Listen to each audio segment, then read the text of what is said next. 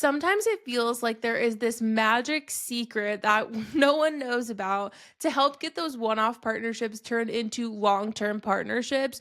But I'm here today to tell you that it's actually really, really simple to do this. And it really is all based on relationship building. Creating really strong relationships with the brands that you want to work with and the people at those brands is what's truly going to get you hired time and time again. So, today I want to share with you why this is so important for creators and how you can do more of it. I'm Kristen Buscan. I've been a full time creator for over 3 years, and I've brought in over $350,000 from sponsored posts and content creation collaborations with brands so far. Social Scoop is the podcast where we teach you, the entrepreneurial creator, to turn your online influence and creativity into a profitable, self sustaining business.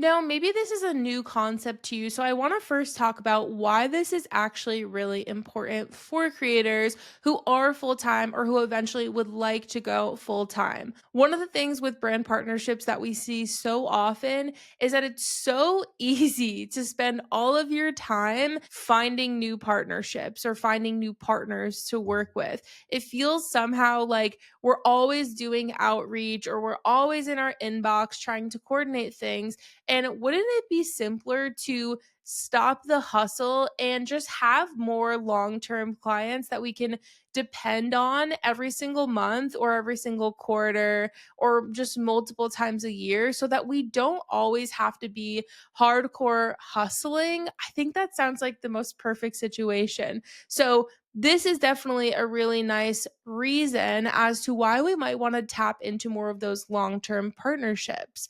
Second would also be that you're building the relationship with the brand more and more the more that you work with them. And so typically, this is a great situation to get offered those more long larger campaigns that maybe they wouldn't offer to just anyone. They really want those creators that they know they can depend on. They know that they deliver time and time again, and they can really trust them to create something that truly aligns with the brand and is exactly what that brand was envisioning. And it would be really hard to depend on someone that maybe you've never worked with before or you've only worked with once before. So, having that long term relationship is going to put your hat in the ring for those partnerships that might be larger or more, of a higher budget. Obviously, I think it's also, when we're talking about budgets, a little bit easier for brands to feel comfortable paying you higher rates. Again, if they know you are going to deliver, if they know you have results, and they really trust you and your content, having better rates and just deeper collaboration in general is going to be a huge part of these long term partnerships if you can make them happen. And lastly, like I mentioned, it creates stability in your business. If you are someone who's thinking about going full time as a creator, you really can't solely depend on just these one off brand partnerships coming into your inbox, because there are going to be months where none come to you and no one's responding to your emails. And if you don't have anything to fall back on, it's going to be a really scary month for you. So, this would be a really, really nice way to have some dependability with your income so that you know that it's going to be at least covering your bills and helping make your life comfortable, instead of just having to always go find new partnerships. Now, you can actually start this and really set it up from day one. There's a few different ways that we can create these long term partnerships, but this would be the way that I would recommend trying to do it every single time. I think their first is a shift in mindset where you have to say, okay, I am really in it for the long haul with this brand. Like, I want to help make their goals actually happen, and I want to help execute those. And so I need to shift my mindset to make it clear that I am not just like a one off influencer, like, I'm truly a partner. And this is something, even when I get on intro calls with brands, I will say this to brands every time. I usually say, I often don't work with brands on a one off basis. I'm really in it to be a partner to you and truly be someone you can lean on when you need content, someone that's consistently talking about your brand. And I literally will tell them this straight up up front. I think it really sets the tone for what I'm looking for in a partnership. And I wouldn't say it has ever put me in a situation where I didn't get a partnership because I said I wanted to do something long term. I just am trying to stress to the brand that I truly would like to be more of a partner rather than just like an influencer that you hire once and maybe never talk to again. So, one of the things that I love to do on these intro calls is, of course, tell them that, but I also will ask about their broader marketing goals. For example, if I'm talking to them at the beginning of the second quarter, I'm going to be asking, what does Q2 and Q3 look like for you in terms of your goals? A lot of brands will have these kind of like worked out in advance. And so it's so great for you to come in and say, great. So for the next 6 months, this is what you're working on. As you just told me, here's how I'd like to come in for the next 6 months and actually help you with those things. And this is a really great way to basically figure out what you're going to offer them in a proposal, because how can you do that if you don't know what the brand actually wants? So that's one of the most important things that you can do on that intro call is listen more than you talk and really try and understand what that brand is looking for and how you can actually support the goals that they are looking to execute. Now, you can also, again, pitch more of like a broader vision. Don't wait until that campaign is suggested to, or finishes to suggest that extra work. I would be like kind of presenting that up front. So once I know a little bit more about the brand's goals, I can say, great. So in order for me to help execute that goal, here's what I'd recommend. And I've talked about this a lot on my socials and even on this podcast before, but I often will do this by offering packages in a proposal. So if I talk to a brand about their goals for the second quarter and the third quarter, I might create content packages for them that are, let's say one video every other month, one video every month, and then maybe multiple videos every month. And I will be doing that only based off of what they have told me. So if they told me they want video content, maybe they're just looking for like video UGC. And in that case, maybe I'm going to create different packages. But I'm basing all of these packages around the idea that like it's a long term partnership. So I'm not just saying, oh, hey, like I know we talked about the whole second and third quarter, but here's what I want to do for you this month. I will basically give them more of a discount in those packages, the more deliverables or the longer term that they are committing to.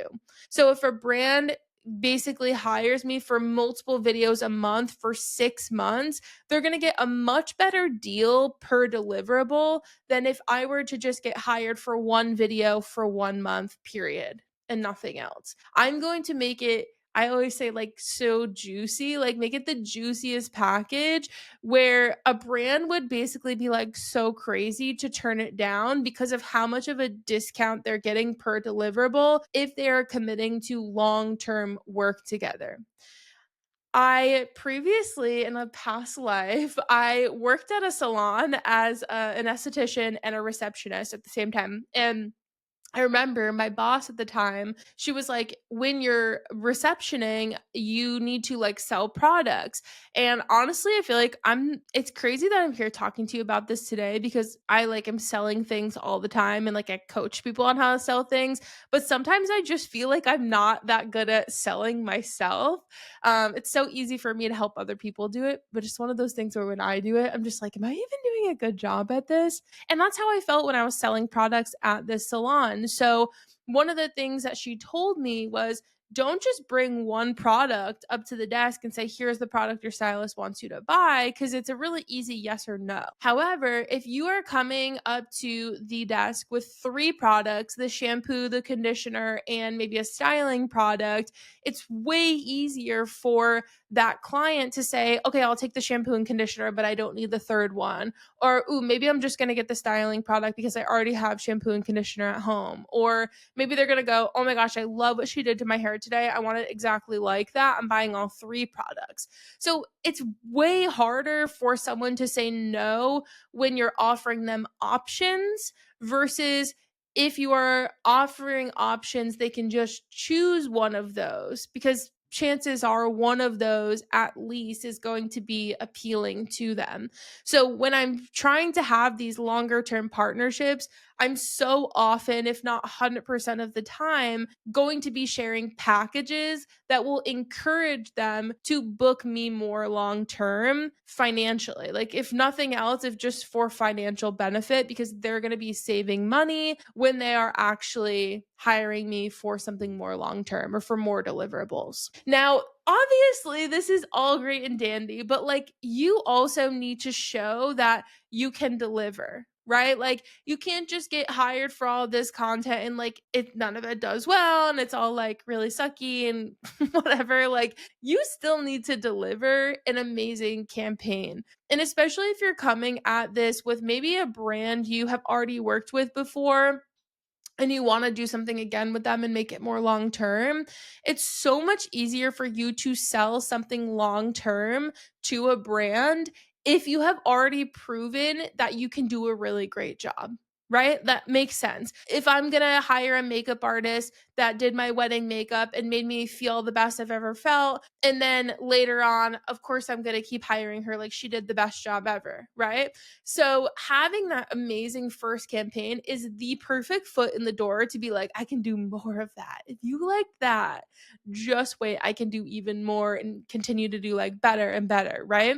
Now, obviously, this is very important, but there's also this aspect of like, it's up to the algorithm. Like, how do we know if it's going to perform well? I don't think that's the only thing that matters here. I do think that it's about being a great partner, communicating clearly, maybe over delivering a little bit, hitting your deadlines, being detail oriented. All of this shows that you can have an amazing campaign together, regardless of those deliverables, like, regardless of what the video might look like if it's a video, right?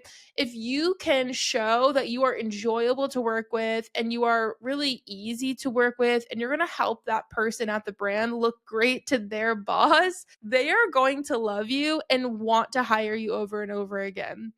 In another past life of mine, I've had a lot of past lives, okay? In another past life, I was a campaign manager at an energy drink brand, and we would hire creators, and I was like just kind of like getting into paid partnerships at this time. And so I was like, oh, this it's going to be like super easy to communicate with all these people because I'm thinking about like how I as a type A person communicate with brands. I cannot tell you how terrible it was of an experience with like more than 50% of the creators that I worked with.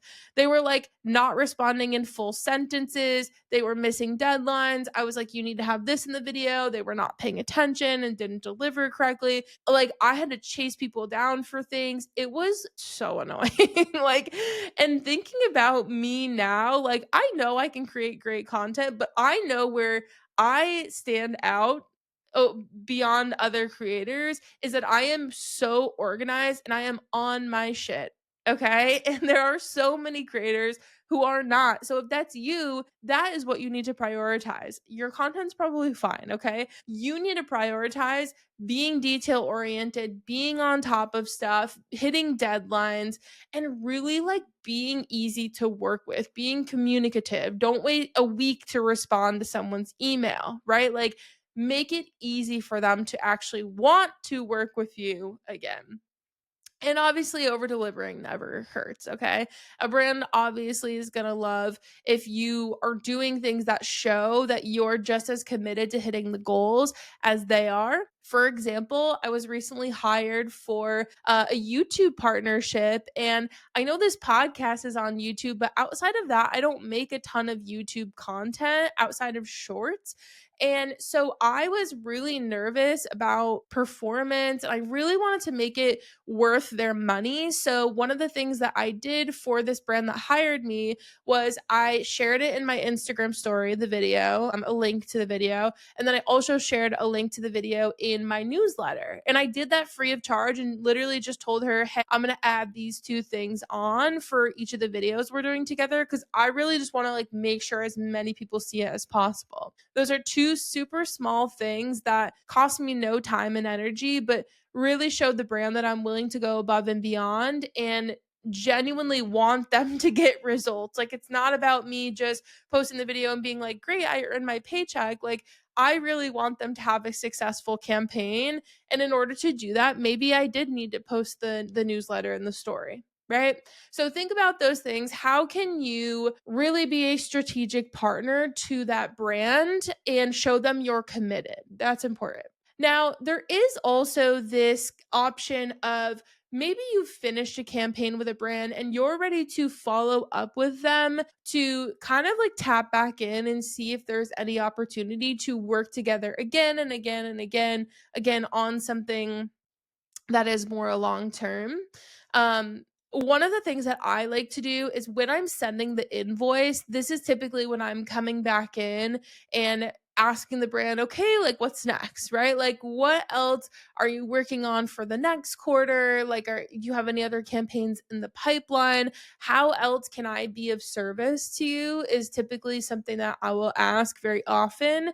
And you can also even take like some of your campaign stats from previously working together, turn it into like a cute little Canva case study and show that to the brand. Or one of the things that I even like to do is after a campaign or during it, I'll take screenshots of like great DMs I get from people or things that are really showing like my audience is eating it up and they love it. And I'll put that in like a little Google Doc or again, like a Canva presentation or something. And I'll send that to them and be like, my audience is obsessed with this. When I'm talking about it, I'm getting all these questions. Like I have so many more ideas to that I would love to work on with you to answer these questions and to like continue to engage them and talk about your brand.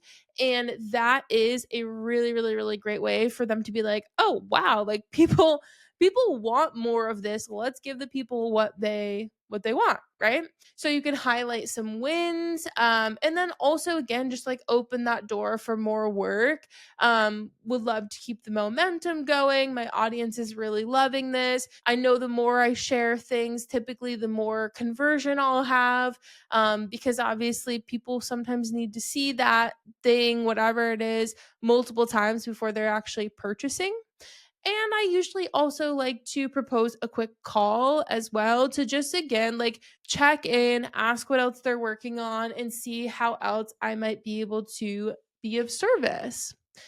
Now, one sidebar here that I did want to talk about in this episode because I feel like it's something that will probably come up is what do you do about those brand partnerships where you need to raise your rates? Maybe when you started working together, you were at a certain follower count and then you absolutely popped off and you're going viral every video. This would be a really great opportunity for you to raise your rates, right? It happens. And obviously it's an awkward conversation to have and I get that, but also at the same time like you need to make sure that you're getting paid fairly.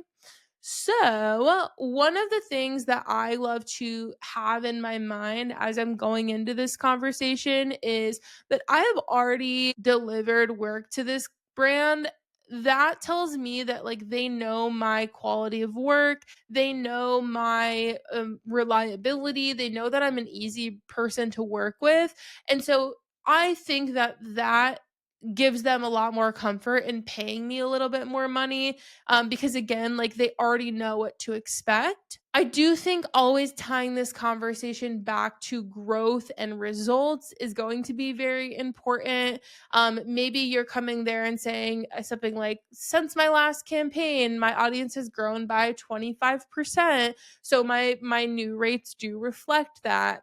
Or my average engagement has increased significantly, and I'd love to build more momentum in our next partnership. I think there is just this aspect of like having some sort of proof, or maybe it's that you've invested in your education or you got new equipment or you upgraded your filming space or any of these things that might justify a price raise instead of just like Yeah, felt like raising my prices. Unless they were already really low to begin with. At that point, like, understandable that you're just getting up to like an industry standard. I think that's little side note there. Now, quick action steps from today's episode. First, prepare for every intro call like you are laying the groundwork for more of a relationship versus a one off partnership. Second, deliver excellence and over communicate during your first collaboration with that brand. Third, always follow up with strategy, not desperation. Fourth, set a recurring quarterly reminder on your calendar or in your phone to check in with those brands and see what they're doing. And I actually have a really great video on my Instagram that I would love to send anyone listening about the coolest way of doing this that actually helped me land a $6,000 brand partnership in February. So if you want that video, let me know. And then lastly, just remember that building a long term relationship in reality is a choice, right? Like it's about being intentional in the way that you're communicating, intentional in the way you're delivering, and intentional and how you're showing the brand how dedicated you are to helping them see results. That's all with intention, not it doesn't just happen, right? So think about all these things as you're going into your long-term partnerships. I cannot wait to see what you accomplish in 2025 and I hope that you have lots of long-term partnerships in your future. I'll see you guys next week. Bye.